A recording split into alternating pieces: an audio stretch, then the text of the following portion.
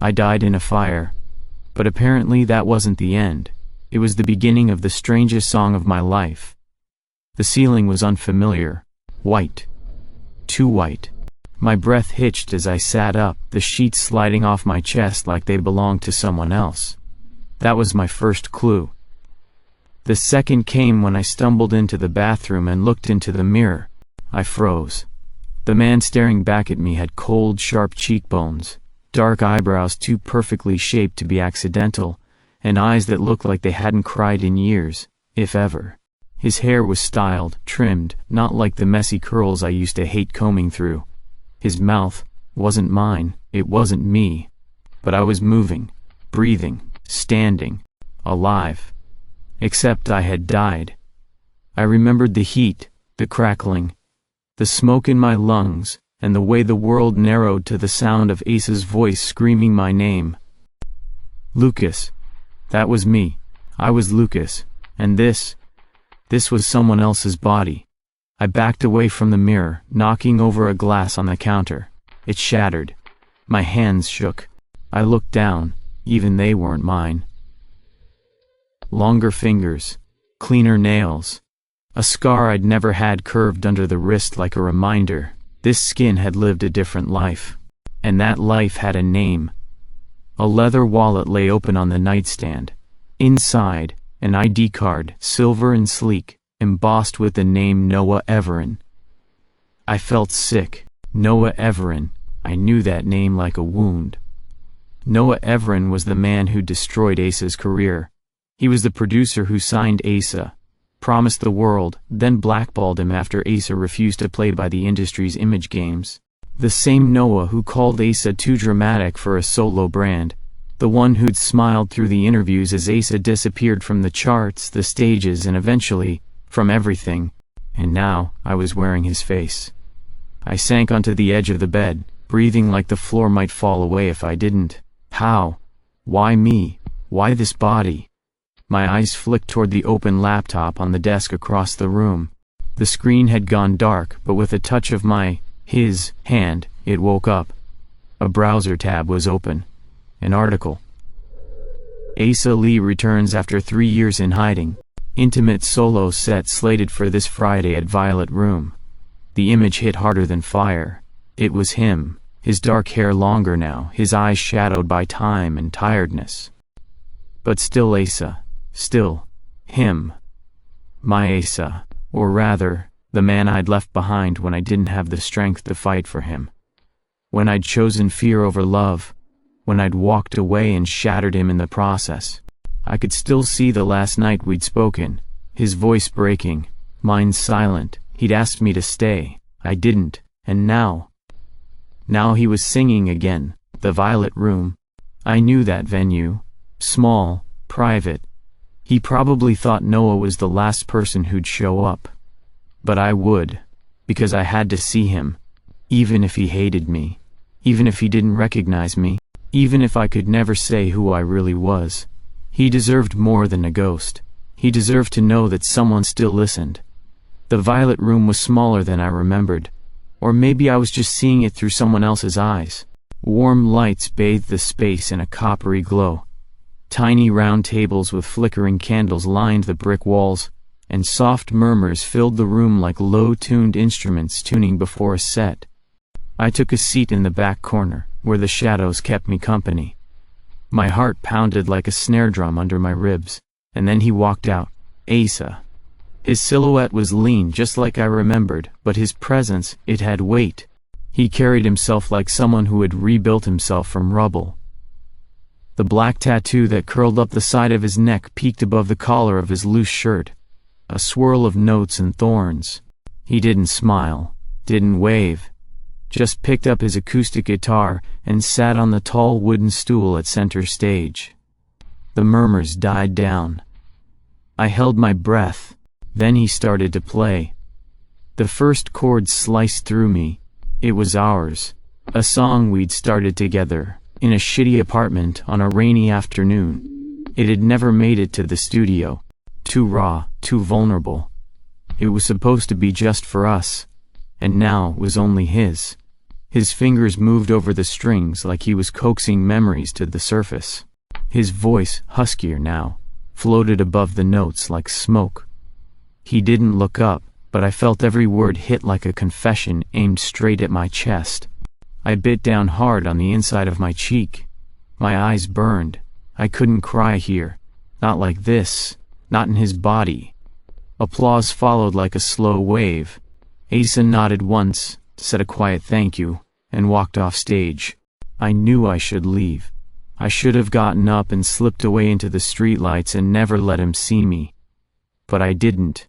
Instead, I followed the pull in my chest through the narrow back hallway, past rusted stage lights and coiled cables, until I saw him again, leaning against a wall, towel slung around his neck, wiping sweat from his brow. He looked up and froze, his eyes locked onto mine, or Noah's technically. And in that moment something passed between us. Not recognition, not exactly, but something sharp, like a memory that didn't make sense. His jaw tightened. I didn't think you'd have the nerve to show up. His voice still had that low edge to it, smooth but serrated. My throat went dry. I was just listening, I said. Asa laughed, humorless and broken. You always just listened, and then you went ahead and fucked everything up anyway. I flinched. He pushed off the wall, walking past me like a gust of wind, cold and fast. I turned to watch him go, but he didn't glance back. The echo of his footsteps faded into the hallway, but the weight of his words didn't. You always just listened. He wasn't talking to Noah. He was talking to me. Noah's apartment was too clean. Everything was pristine. Dark wood floors, minimalist gray furniture, walls barren except for a single abstract painting that looked more like a smudge than a statement. No clutter, no chaos, no soul. It was the opposite of how Asa and I had lived. We used to have piles of laundry that doubled as chairs, coffee mugs with lyrics scribbled on the rims, guitars in the kitchen, paint-streaked jeans draped over doorknobs. This place felt like someone had erased their entire personality before leaving. I was searching for anything human, anything familiar. In the walk-in closet, behind rows of perfectly steamed suits, I found a dusty box labeled Archives. Inside, a tangled mess of hard drives, USBs, SD cards. I plugged the first drive into the laptop and browsed through folders. Most were labeled with cold industry code. TRCAD 002, Anti-Ain Vox, Client.edits signed final. But one folder caught my eye. Private, password protected. I stared at the prompt for a long second, then typed in the one name I thought Noah might be arrogant enough to use as a key. Noah. It worked. The folder opened, and the first file was titled, Asa, Unreleased and Demotel and N.wav. I didn't even breathe as I pressed play. The sound that came through the speakers didn't belong to this world. It was Asa's voice. Soft, a little raw, caught in a studio mic like it wasn't ready to be shared. There was a faint piano under it. No beat, no production. Just two people, him and me, fumbling with something beautiful. Don't go. Not when the silence is still warm. Not when your heartbeat lives in this chord. My hands shook. I gripped the edge of the desk like it might keep me anchored. This was our song, unfinished, intimate, unreleased because we never finished it. I'd left before we could. And just like that, the memory hit. It was raining that night. The windows in our apartment had steamed over from the inside, trapping the scent of coffee and sweat and everything we didn't say. Asa stood in the doorway, barefoot, holding his guitar like a shield. I had my duffel bag on the floor, half-zipped. Lucas, he said, voice thin. Just stay. Please. I couldn't look at him. My mom said if I don't show up tonight she's cutting me off. No rent, no health insurance, nothing. He walked toward me, slow. Then let her. I can't, my throat was tight. You don't get it. I do. His fingers found mine. You're scared. So am I. But I'm still here. I pulled my hand away. You're destroying everything I've worked for, I whispered. And I think I'm doing the same to you. That's not true. It is, you just won't admit it. There was a silence so loud it hurt, and then I picked up the bag. He didn't stop me, but his voice broke behind me. "You'll regret this." God, I did. Back in Noah's apartment, I stared at the screen, the sound of Asa's voice still echoing in my chest. I wasn't just hearing music, I was hearing him, his longing, his love, his loss, all captured in a file no one else had touched in years. Tears slipped down my cheeks before I realized they'd started. I closed my eyes and whispered into the empty room, "I'm sorry." But it was too late, and this time I couldn't even say it with my own voice. The label's office was sharp and sterile, all black marble floors and glass walls, a place built to intimidate. It worked. I sat in a conference room with my hands folded on the table, pretending like I belonged here, like I was Noah Everen and not an imposter in his skin. A row of execs filled the seats to my left, all wearing polite smiles and predatory eyes. I kept mine on the folder in front of me. The project pitch, Asa Lee. The comeback sessions. One new single, co-written with a surprise collaborator. Me. The door opened, he walked in, late, as always. Hair tied back, oversized jacket, guitar case slung across his back like armor. He didn't acknowledge anyone, just dropped into the chair across from me. And then he saw me, his entire body stilled. His eyes narrowed, like he wasn't sure if he was hallucinating or being set up. "No," he said flatly.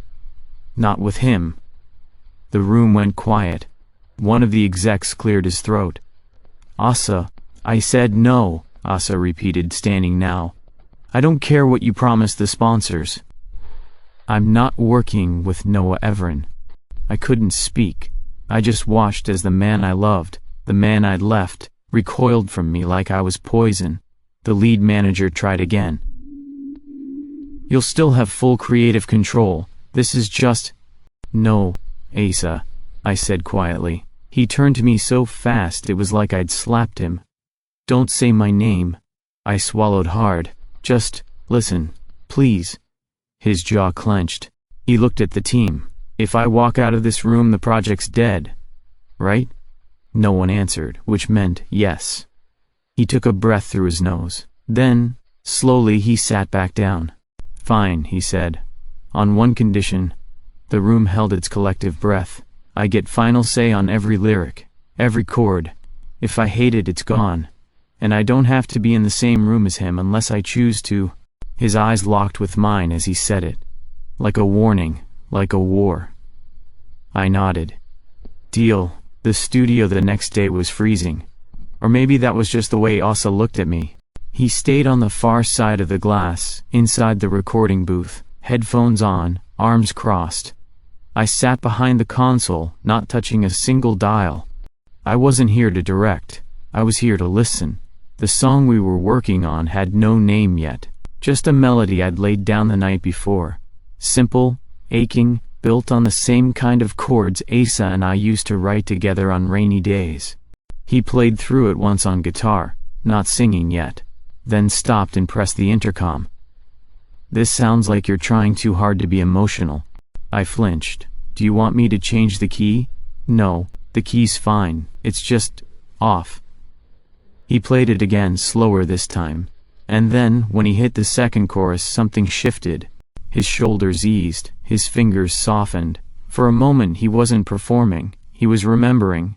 When the take ended, he didn't say anything, just stared at the strings in his lap like they'd told him something uncomfortable.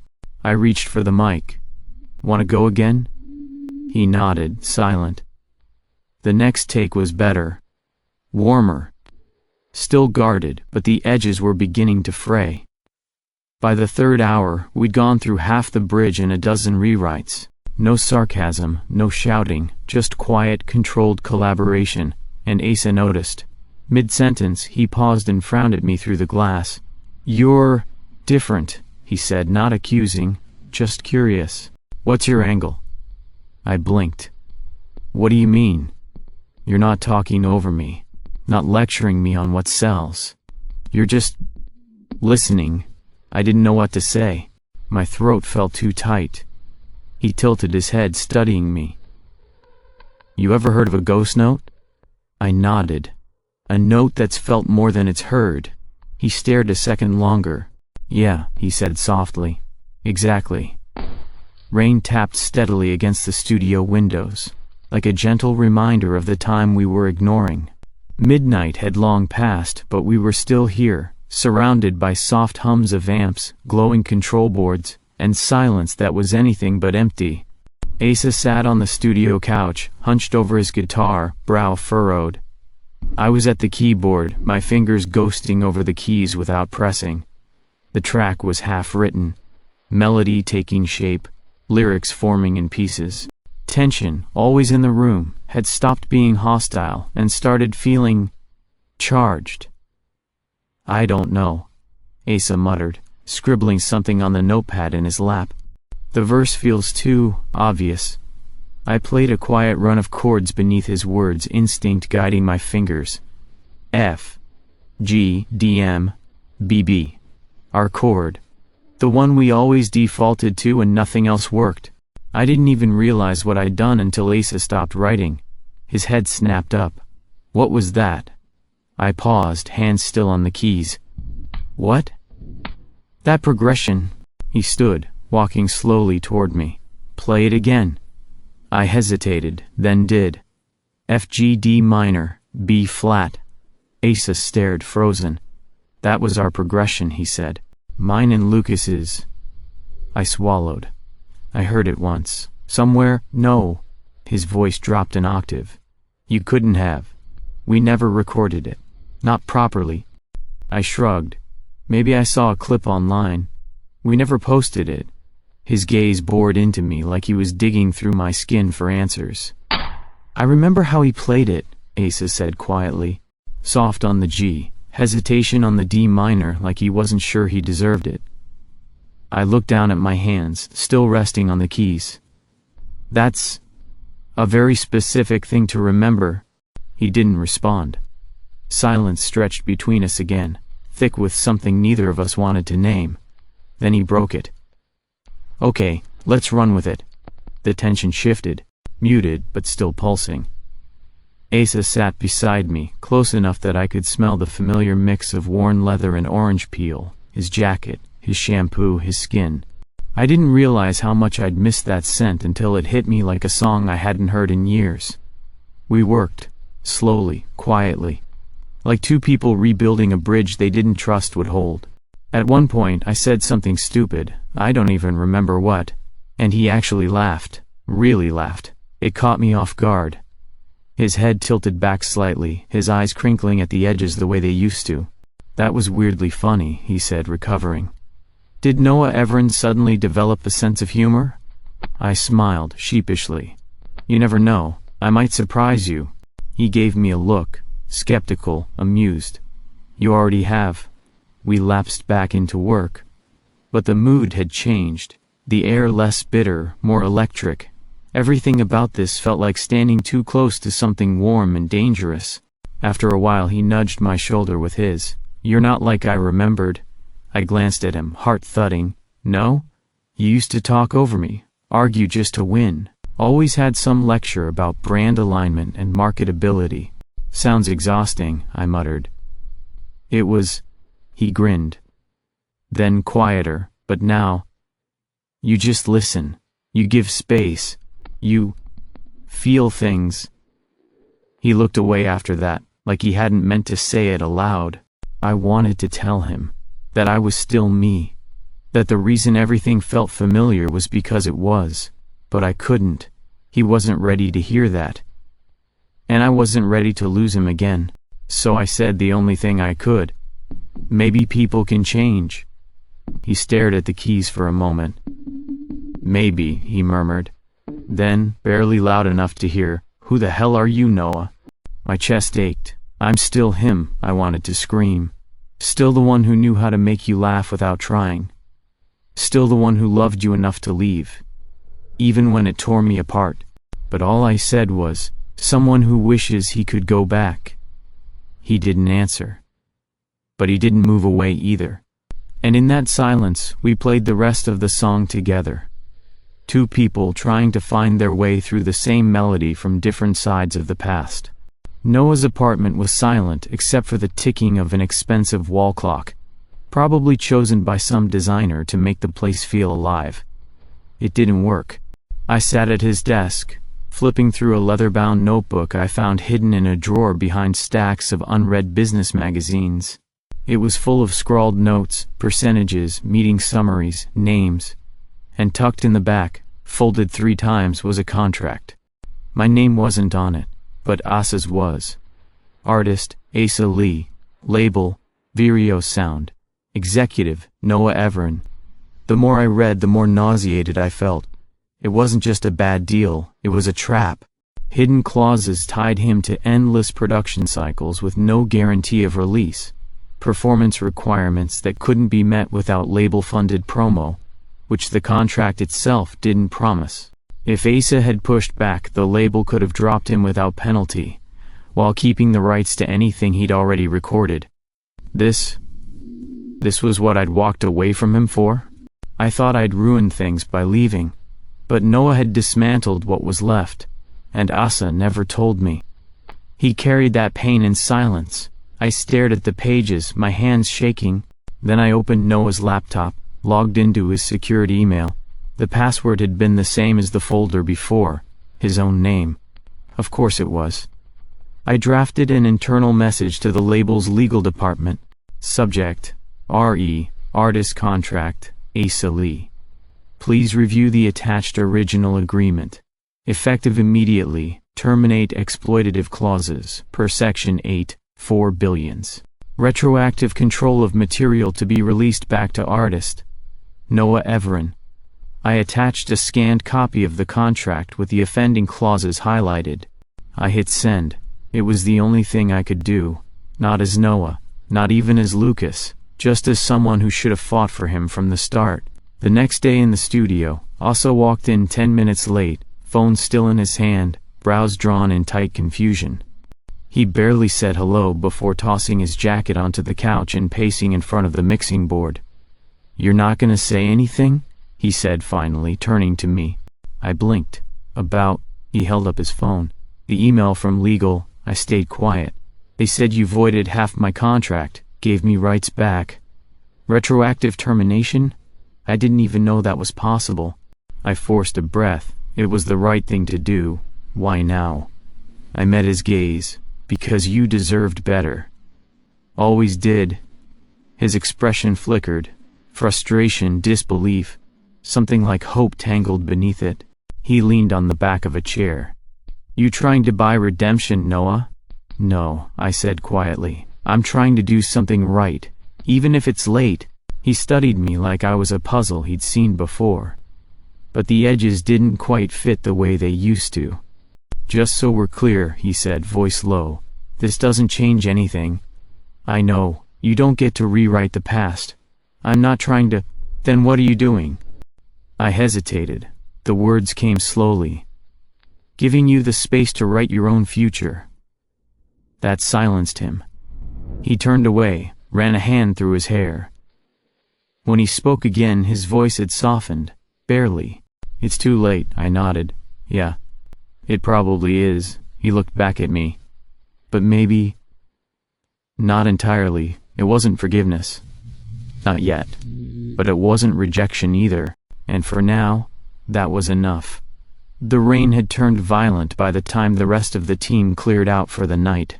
Thunder cracked like a warning overhead, and streaks of lightning lit up the glass panels lining the far wall of the studio. Asa stayed behind. So did I. The silence that followed wasn't awkward. It was something heavier, like we were waiting for a note to resolve that hadn't been written yet. He sat cross-legged on the studio couch, hoodie pulled over his head, scrolling through vocal takes.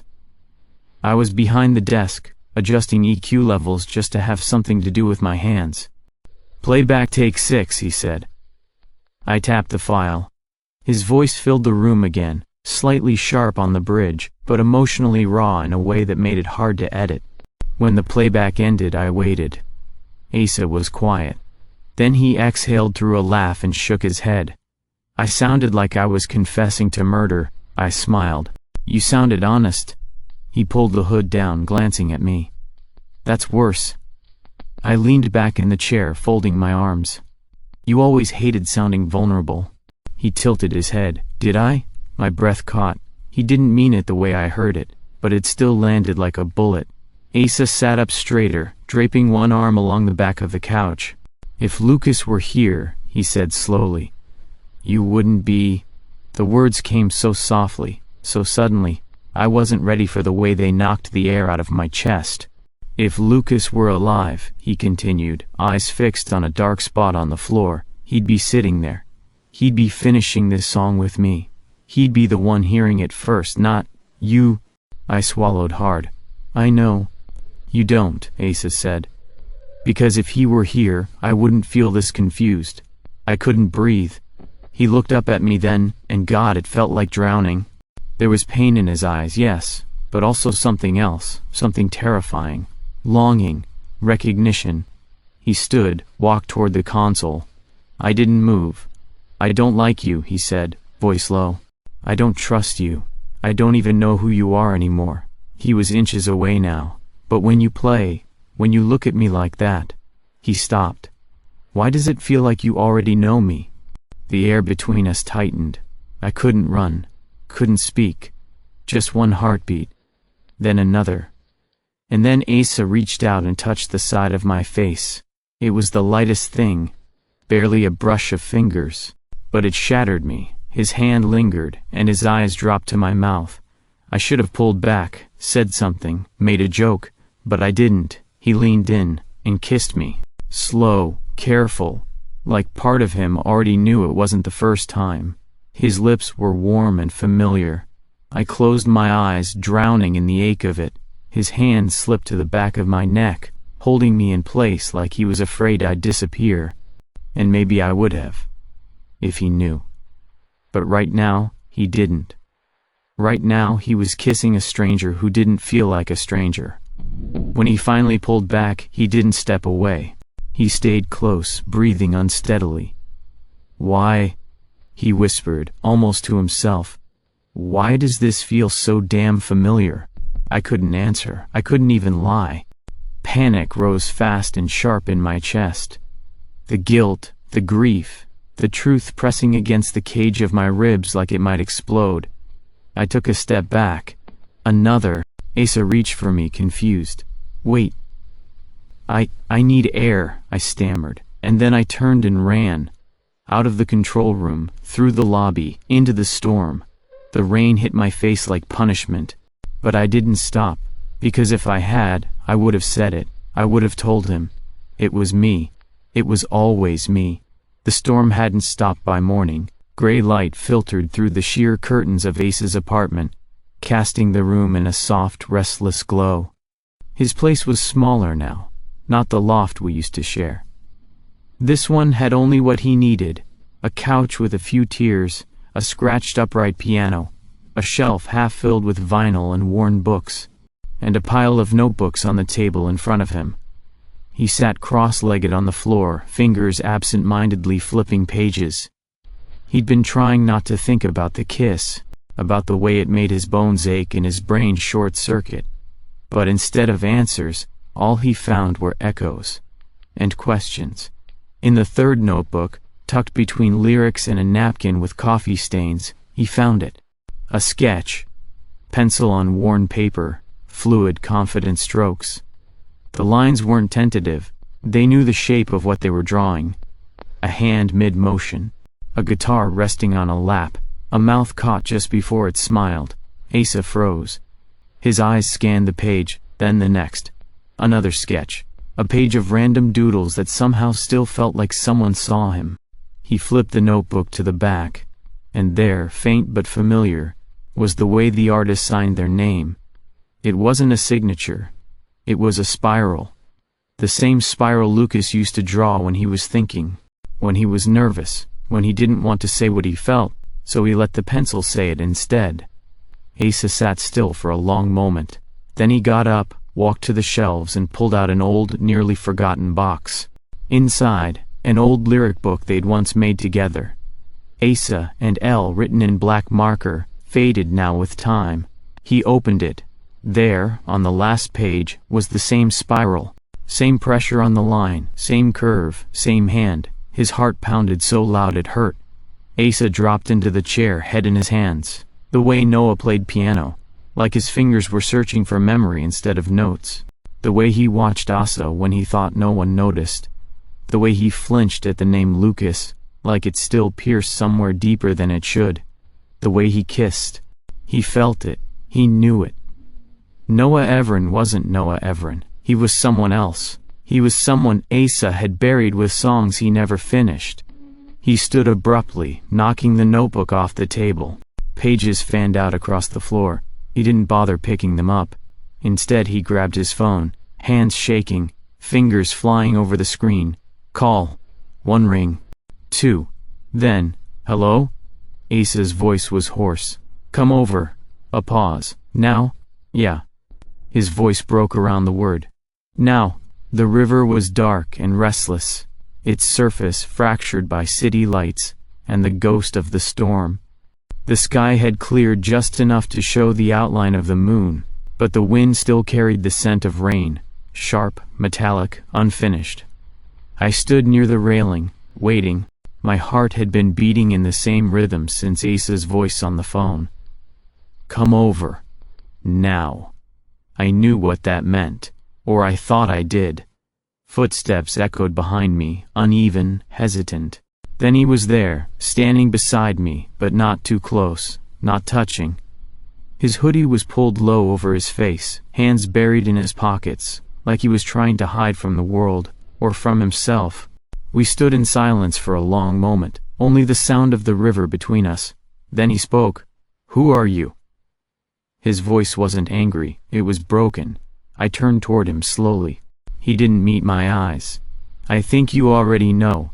No, he snapped, finally looking at me. I don't. Because Noah Everen was an arrogant bastard with perfect teeth and no soul. And you, his breath hitched. You look like him, you sound like him, but you're not. I nodded. I'm not. He shook his head, taking a step back. Don't do this to me. Don't play some sick game with his memory. Don't act like you understand what I do. No, you don't. Asa's voice cracked. Because he died. Lucas died, and I couldn't even bury him. I couldn't scream at him for leaving. I couldn't tell him how much I hated him for choosing silence over me. Tears burned in his eyes. He let them fall. You left me, he said. And then you died. And then this, you showed up and started unraveling everything. My chest tightened. I stepped forward. I didn't ask for this. I didn't plan it. I just woke up in his body. And I knew it was wrong. But then I saw you. He closed his eyes, shoulders heaving. I saw you, I said again, softer. And I knew I couldn't stay away, even if I couldn't tell you, even if I didn't deserve to be near you. He was crying now, but not moving. I went on. I remember every lyric we wrote, every fight, every time you played something just to make me smile. I remember the way your fingers tremble when you're angry and the way you hold your breath before a high note. I remember how you looked at me like I was the only thing in the room. Asa opened his eyes. I died, I said, my voice cracking. I died full of regret. But if I got this second chance, even in someone else's skin, it had to mean something. It had to be for something. He stared at me, soaked in grief and fury. You stole from me, he said. You stole the one thing I had left, my pain, my anger, my right to hate you, to mourn you. I took that in. Let it settle. I didn't come for your forgiveness, I said. I came to be here, with you, not to change the past. Just to be near whatever future you'll let me have, even if it means nothing, even if it hurts. He looked at me like he wanted to scream, or hit me, or fall into me. But he did none of those things. Instead, Asa stepped back. I need space, he whispered. I nodded. Okay. I don't know what this is. What you are, I understand. He looked down at the river. I can't do this. Not right now. And then he turned and walked away. I didn't follow him. I didn't call out. I stayed where I was, by the water, where I had nothing left but the wind, and the ache, and the memory of the only man I'd ever loved walking away from me. Again. But this time, I didn't run. The theater was full, but the lights made it feel like the whole world had narrowed to a single circle of breath and anticipation. I sat in the very back row, behind the soundboard, behind the ushers and sponsors and the sea of waiting fans. It was a sold-out show. Asa's first headlining concert in nearly 4 years. His comeback. And I wasn't supposed to be here. But he'd invited me. Not in words, not directly, but in the silence after he walked away from me. Because he didn't say don't come, and that was enough. The lights dimmed. Applause erupted like thunder as Asa walked on stage. He didn't wave, he didn't smile. He stood in the spotlight, guitar slung across his chest, and stared out into the audience like he was searching for something. Or someone. Then, he spoke. "Thank you for being here," he said, voice steady despite the quiet crackle in it. "This set is different. No backup band, no choreography, no light show. Just me. And some things I thought I'd never get to say." People hushed instantly. He adjusted the mic. "I lost someone once," he said. "And when I did, I thought the story ended there. The chapter closed. Done. But sometimes..." He glanced toward the back of the room. "Sometimes, someone comes back." My breath caught. He shifted the guitar into place. "And you don't get to ask why, you just... listen." He started to play. The opening chords were quiet, almost hesitant. Then came the progression. F G D minor. B flat. Our progression. The song wasn't one we had finished together. Not in our old lives. Not when we had the time and the fire and the world ahead of us. But now, it was whole. Asa had finished it, and he was playing it. The melody grew, tender but strong, like it had been healing itself in the dark all these years. Then he sang. "You left a ghost in every room, but I still set a place for you in the space between the noise. I hear the echo of your choice." My throat tightened. Every word was a memory. Every note was an apology neither of us had spoken, but both of us had carried. I closed my eyes. It was a love song. But not the kind that begged or pleaded or promised to be better. It was a song that understood. A song that forgave. When the final chord faded, the room was silent for a breathless moment. Then the applause crashed over him like a wave. But Asa didn't move. He leaned forward into the mic one more time. "Sometimes we lose people forever," he said, "but sometimes they come back to stay." I waited outside the stage doors. The crowd had thinned. Most fans had gone home, flushed with emotion and awe. The crew bustled in and out, loading equipment, exchanging congratulations. Then the door creaked open. Asa stepped out. He was in a hoodie again, hair damp with sweat, cheeks still pink from adrenaline. He saw me instantly, didn't hesitate, didn't smile, just walked right up to me and stopped a foot away. We stood there under the street lamp, the faint hum of the city behind us. He searched mine. Finally, he said, "If you're still him, stay." I swallowed the lump in my throat. "I'm still him," I said softly, "but different." He nodded once. "Good," he said, "because I don't want the one who left." I felt my chest cave in with relief. "I'm not leaving again." His voice was barely a whisper. "You better not." I exhaled shakily. I couldn't. Not even if I tried. He stepped forward, close enough to touch but didn't. Not yet. He didn't have to. We were here. Still bruised. Still uncertain. But not running. I reached for his hand. He let me take it. And there behind the venue where everything had once ended, under the quiet hum of a broken city and the last flickers of stage light, he leaned into me. Not a kiss. Not a performance. Just a quiet moment between two people who had come back from the dead, in the only way that mattered, by choosing each other again.